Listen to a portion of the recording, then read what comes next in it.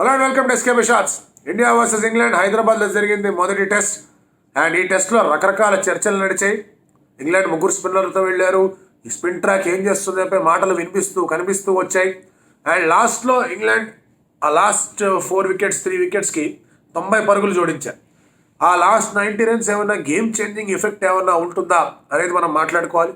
నిజంగా spinning friendly ట్రాకా, India commanding పొజిషన్లో ఉన్నారా, వీటన్నిటి గురించి డిస్కస్ చేద్దాం. So let's get start.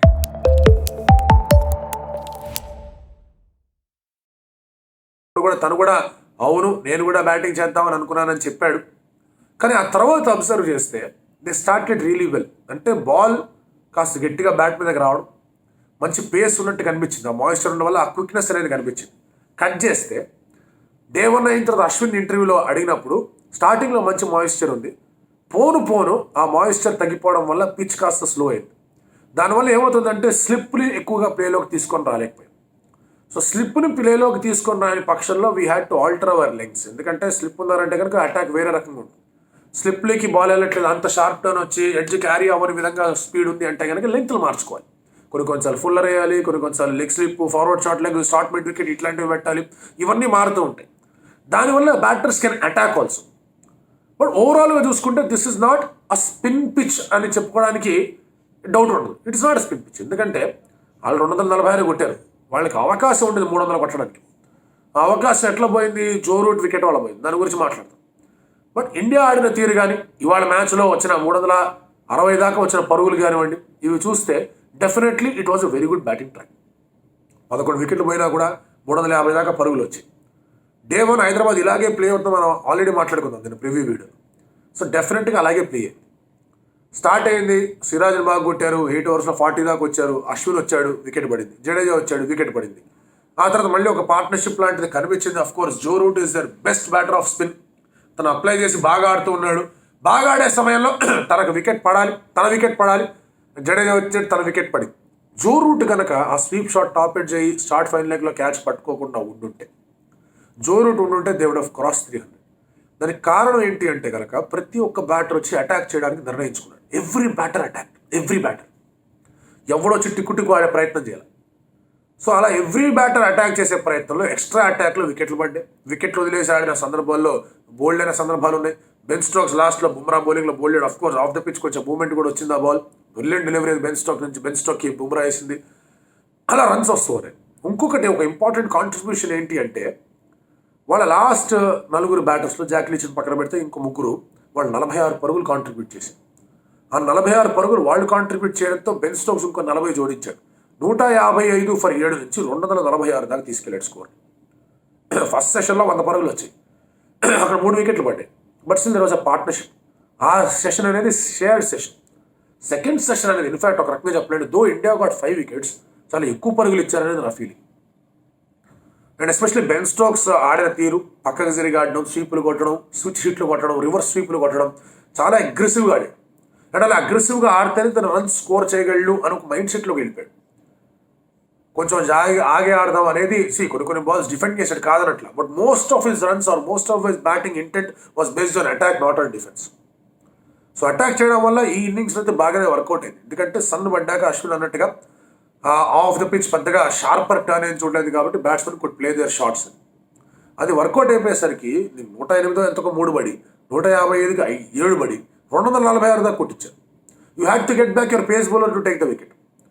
అత్యద్భుతంగా స్పిన్నర్ లేవు, కుమ్మేశారని చెప్పడం ఒక్క స్పిన్నర్ దగ్గర ఆ ఖాతాలు లేవు. బట్ అందరూ కాంట్రిబ్యూట్ చేసి 246కి రెస్ట్రిక్ట్ చేశారు. Which I think England are short by at least 60 runs. దానికి రెస్పాన్స్గా ఇండియా ఆడినప్పుడు ఇండియా జనరలీ ఆలోచన ఏంటంటే ఇటువంటి స్పిన్ సర్ఫేస్ వికెట్ల మీద వాళ్ళు అటాక్ చేస్తారు, కానీ మరీ ఇంత స్థాయిలో ఇంత గట్టిగా అటాక్ చేయరు. బట్ యశస్వి జైస్వాల్ టీంలోకి వచ్చిందే ఈ పని చేయడానికి. మీది బ్యాస్ బాల్ అయితే నాది జైస్ బాల్ అన్నాడు మనోడు. యాక్చువల్గా బ్యాస్ బాల్ అనే పేరు ఎందుకు వచ్చింది? Brendon McCullum nick name Baz. తను ఎప్పుడు అటాక్ చేస్తుంటాడు ఇర్రెస్పెక్టివ్ ఆఫ్ ది ఫార్మాట్, అందుకే బ్యాస్ బాల్ అని బ్రిటిష్ మీడియా కాయిన్ చేసింది.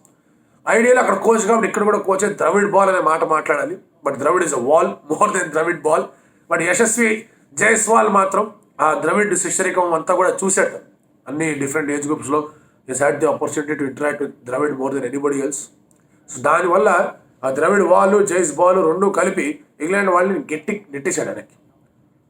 అతను ఆడిన స్ట్రైక్ రేట్తో he took on every spinner. Tom Hartley గురించి చాలా గట్టిగా విన్నాం. ఏం చేస్తాడు ఈ ప్లేయర్, ఏంటి ఏం పరిస్థితి, బ్యాటింగ్లో బాగానే కాంట్రిబ్యూషన్ ఇచ్చాడు, ఏంటి పరిస్థితి అనుకుంటే తను ఫస్ట్ బాల్ కొట్టాడు బయటికి 6, first ball. And Yashasvi Jaiswal generally takes a lot of risks, అందులో డౌట్ లేదు. రిస్కులు వస్తాయి, అందులో వాళ్ళ కీపర్ కూడా కాస్త సహాయ సహకారాలు అందించాడు అన్ని విధాలుగా కూడా. అలాంటి రిస్క్ తీసుకుంటూనే మీకు ఇక్కడ అబ్జర్వ్ చేసుకుంటే it may pay of, it may not pay of అనే డౌట్లు రావచ్చు. బట్ తను ఆడిన విధానం అలాంటిది. తన డెబ్యూ 170 డెబ్యూ కొట్టాడు. సో అలాగే ఆడతాడు కూడా. కాకపోతే T20 వన్డేకి టెస్ట్కి తనకు ఒక డిఫరెన్స్ అనేది తెలుసు. అట్లీస్ట్ T20 అండ్ వన్డేలో ఇంకా క్రాస్ బ్యాటెడ్ షాట్స్ ఎక్కువ ఆడే ప్రయత్నం చేస్తాడు. ఇక్కడైతే కనుక త్రూ ద లైన్ ఆడే ప్రయత్నం చేశాడు. Though he hit some cross batted shots, through the line కూడా ఎక్కువగానే ఆడాడు. సో తను ఉండడం వల్ల ఏమైందంటే తనే ఎక్కువ స్ట్రైక్ తీసుకున్నాడు రోహిత్ శర్మ కన్నా. When Rohit Sharma got out, Yashasvi Jaiswal తనకన్నా డబుల్ బాల్స్ ఆడాడు, రన్లు కూడా డబుల్ రేట్తోనే కొట్టాడు. అండ్ ఆ రేట్ ఎప్పుడు కూడా 6 runs per over కనిపిస్తుంది. వికెట్ రోహిత్ శర్మ వికెట్ పడేంత వరకు కూడా rate was always around 6.5 to 7. ఎప్పుడైతే తన వికెట్ పడిందో left arm to Shubman Gill ఎక్కువ డెలివరీస్ వేసే అవకాశాలు వచ్చాయి. శుభ్మన్ గిల్ కాస్త ఆచి తూచాడు. That's how he plays. తను కూడా కొడతాడు, స్పిన్నర్ని కొట్టడానికి కాదు. కానీ శుభ్మన్ గిల్ గేమ్ ఎలా ఉంటుందంటే కనుక take some time and play, unless until free flowing innings ఆడితే తప్ప. అండ్ తనకి లాస్ట్ 9 innings, ఈ ఇన్నింగ్స్ మినాయించి last 9 innings he has been failing. Ahmedabad century తర్వాత ఆస్ట్రేలియాకి అగేన్స్ట్గా, వరల్డ్ టెస్ట్ ఛాంపియన్షిప్లో 2, ఆ తర్వాత వెస్టిండీస్ సిరీస్లో 3, సౌత్ ఆఫ్రికా సిరీస్లో 4, ఈ 9 innings out side India extra. So తను మళ్ళీ కొన్ని రన్స్ కావాలి అంటే కనుక ఇటువంటి ట్రాక్ అవసరం. ఇటువంటి ట్రాక్ మీద తన ట్రాక్ తప్పకుండా ఉండేందుకు కాస్త ఫోకస్డ్గా జాగ్రత్తగా ఆడాలి. అండ్ లక్కీలీ ఫర్ హిమ్ ఇంకొకటి అదొక పాయింట్, రోహిత్ శర్మ అవుట్ అయిన తర్వాత ఇండియా వాజ్ నియరింగ్ స్టంప్స్. ఓవర్లు ఉన్నాయి, ఓవర్లు లేక కాదు, ఓవర్లు చాలానే ఉన్నాయి. కానీ ప్రిడామినెంట్ మోటివ్ ఏంటి అంటే కనుక ఇంకొక వికెట్ పడకుండా ఆడాలి. అదొకటి సెట్ అయి ఉంటే కనుక మళ్ళీ పొద్దున ఆ మాయిశ్చర్ సీపిన్ అవుతుంది రాత్రిపూట, కాబట్టి ఇంకొంచెం ఫాస్ట్గా బాల్ రావచ్చు, అటాక్ చేయొచ్చు అనే ఆలోచన ఉంటుంది. సో ఫాస్ట్గా బాల్ వస్తుంది కాబట్టి ఏమైనా షార్పర్ టర్న్ ఉంటుందా డే 2కి అనేది Jack Leach, Tom Hartley, Rehan వీళ్ళందరూ ఎక్స్పెక్ట్ చేస్తారు, along with Joe Root also. ఆ ఎక్స్పెక్టేషన్ ఎందుకు అంటే కనుక ఫాస్ట్గా టర్న్ అవుతుంది అంటే కొంచెం షార్ట్ ఆఫ్ లెంత్ చేసినా కూడా ఆ టర్న్ అవుతున్నప్పుడు బ్యాట్ త్రో చేసే అవకాశాలు ఉంటాయి. It's all science. ఎక్కువ ఫ్లైట్ చేయకుండా ఫాస్ట్గా వేసే ప్రయత్నాలు చేస్తారు. ఇప్పుడు దానివల్ల ఏమవుతుంది, బాల్ ఆఫ్ ద పిచ్ ఫాస్ట్గా వస్తుందంటే మీ ఫీల్డర్స్ కొంచెం ఫైన్గా వెళ్తారు. ఆ ఫైన్ థర్డ్ మ్యాన్ ఉంటాడు, స్లిప్ కూడా కొంచెం ఫైన్గా ఉండడం, ఇంకొంచెం ఎక్స్ట్రా స్లిప్ పెట్టడానికి కూడా ఆలోచించడం, ఇవన్నీ కనిపిస్తాయి. So it is important not to lose wicket. At the same time దాదాపు సగం దాకా పరుగులు కొట్టేందుకు ప్రయత్నం చేయాలి. సగం దాకా పరుగులు కొట్టేందుకు ప్రయత్నం యశస్వి జైస్వాల్ సఫలీకృతంగా చేశాడు. సో అది బాగా కలిసి వచ్చిన అంశం. సో డే 1 తర్వాత రిజల్ట్ ఏంటి అంటే, ఎస్ ఆల్దో 246 బెన్ స్టోక్స్ బాగా ఆడి, టైలర్ హెండర్సన్ బాగా ఆడి, వాళ్ళందరికీ స్టార్ట్లు వచ్చాయి, ఇంగ్లాండ్ ప్లేయర్స్ అందరికీ స్టార్ట్లు వచ్చాయి. Although they got to 246, India పరంగా ఒక 60 runs ఎక్స్ట్రా ఇచ్చారు. మళ్ళీ మన వాళ్ళు సంక్షేమ పథకాలు అమలు చేశారు ఇండియా కాబట్టి, లాస్ట్ బ్యాటర్స్కి అందరికీ ఇచ్చేద్దామని. బట్ 246 కొట్టిన యశస్వి జైస్వాల్ బాగా ఆడి ఆ గేమ్ ఇండియా వైపు లాగాడు, ఇంగ్లాండ్ వైపు ఉన్నది. And England can not complaint what is that పేచ్ అని చెప్పి వాళ్ళ ఎదవ యాక్సెంట్తో మాట్లాడాల్సిన అవసరం లేదు వాళ్ళకి, ఎందుకంటే అది చూస్తే క్లియర్గా కనిపిస్తుంది. అసలు మా రవిశాస్త్రి అని చెప్పాడు వాళ్ళకి, మంచిగా అంటే play fair spirit and spirits after the game అన్నాడు. మరి అది చాలా డైరెక్ట్ స్టేట్మెంట్ అది. So will have to see how things go. Overnight బ్యాట్స్మెన్గా యశస్వి జైస్వాల్ ఎలా ఆడతాడో చూడాలి.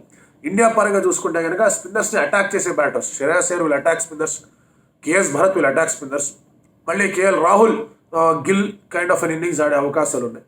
సో ఇక్కడ దాకా ఈ 4 బ్యాటర్స్ ఎంతవరకు ఆడతారు, ఎలా దాన్ని ముందుకు తీసుకెళ్తారు becomes important before all rounders Jadeja, Axar, Ashwin వాళ్ళు వచ్చి వాళ్ళు డ్యామేజ్ చేయగలరు. వాళ్ళు డ్యామేజ్ చేయగలిగే సిచ్యువేషన్లో ఉండాలి. అంటే వాళ్ళు వచ్చేంత వరకు వీళ్ళు యాక్చువల్గా most of the target, most of the first innings కొట్టారు. ఇండియా కనుక ఒక 400-450 కొట్టిందంటే, ఒక 100 to 150 లీడ్ దాకా ఇండియా తీసుకురాగలిగిందంటే కనుక England will be out played, అందులో డౌటే లేదు. So first day belongs to India largely because of Yashasvi Jaiswal. మీరేమనుకుంటున్నారు?